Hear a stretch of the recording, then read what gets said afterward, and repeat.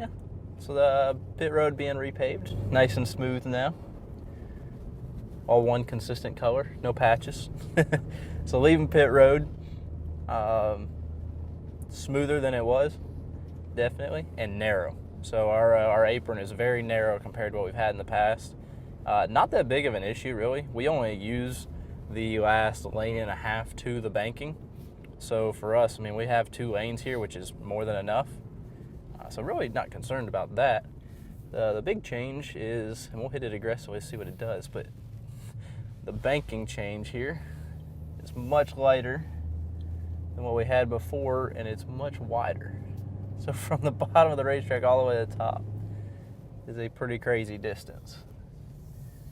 But plenty of room to choose a line over here. You know, we're figuring on being on the bottom probably to start. And I think Ed was saying the same thing. You know, maybe the bottom, the radius is so tight now that we might end up moving up a lane. Hopefully we move up a lane or 2 so that we can keep momentum, being that 3 and 4 is going to be, well, I'm assuming, a lot faster with the added banking and, you know, a wider radius. So plenty of room on exit 2 here. It's just a ton of space to wash out to the wall. Typically, turn 2 has been our problem area. You know, the banking just falls away very abruptly. You got it pinched on exit and you're trying to get up off the corner. Now you have so much more room all the way out. You'll be in pretty good shape. 3 and 4 is pretty much untouched, other than just new pavement that did dry within the last 30 minutes from being soaking wet, which is fantastic. Best news of the day, huh? Best news of the day right there, especially for our fans. You know, that's going to be big. Still got the characteristic tunnel bump at the top of 3 and 4. We don't want it to all go away. We want some character. You know, turn 4 is pretty much the same there. It's just all smooth and pleasant. Let's see how wide this entry is here. Yeah, so this is the big part. It's making a decision going into turn 1 now. I mean, you go out all the way to the wall on entry, very flat entry, kind of ramps up in the banking. But now, I mean, you have so many options. You know, where our old line used to be somewhere in here, we can go another 20, 30 foot lower, all the way down to the apron, get it pointed early, really drive up off the corner with plenty of room to be in the throttle. So that's going to be really nice right there.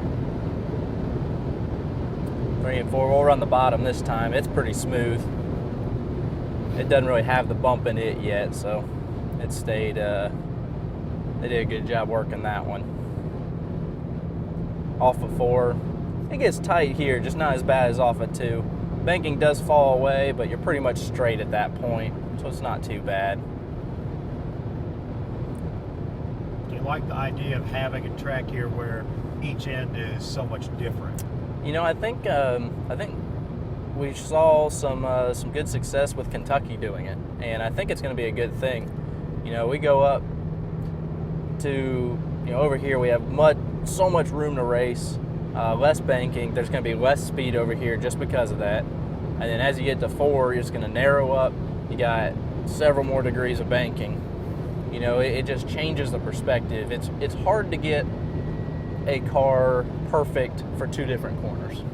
And when you have a car that's perfect in 2 different corners, that's the car that'll run away with a race.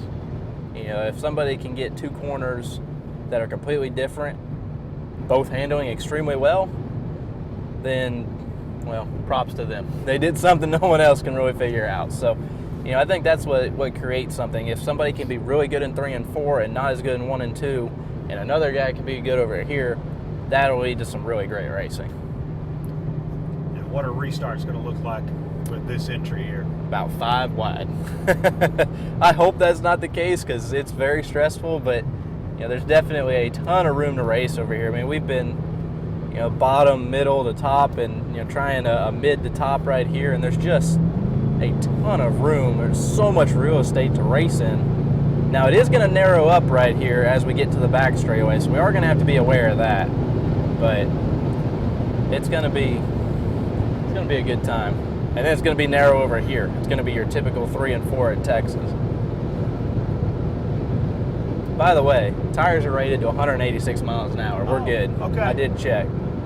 We haven't gotten there yet? We're gonna try. We're at 102. We don't need to try. No? No. You scared? I don't know that I'm scared. I'm a father of two. How's that? There you go. And we don't have a roll cage in here. No roll cage. And it's brand new. It's got, what, 120 miles on it? 124 now. And They won't appreciate that, will they? no. You want me to drop you off? Yeah. But yeah, plenty of room.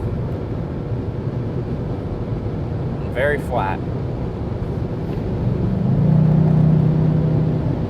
Ed was commenting too on how it's not so black like most repaves. No, and what they're doing is also something that I think Kansas and Kentucky have tried. It's just an aging process. So it's not your typical solid black repave. They're running they got a tire monster here. They have the tire dragon here to put some rubber in the racetrack, but they are, essentially washing the racetrack as soon as it's been repaved, and they're running, I believe it's lime, into the track to try and wear it and age the racetrack as quickly as possible. Just knowing that new pavement is not always the best racing.